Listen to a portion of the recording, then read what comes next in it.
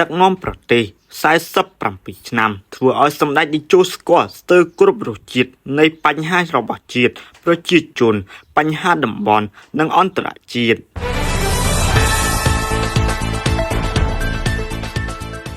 ការដឹកនាំកម្ពុជារយៈពេល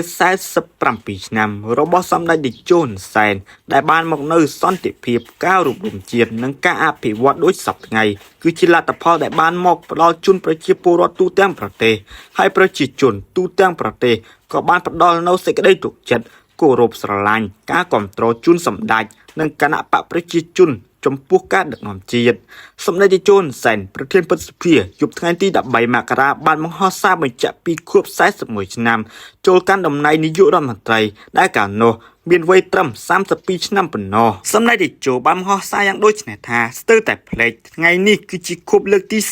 41នៃការកាន់តំណែងជានាយករដ្ឋមន្ត្រីរបស់ខ្ញុំ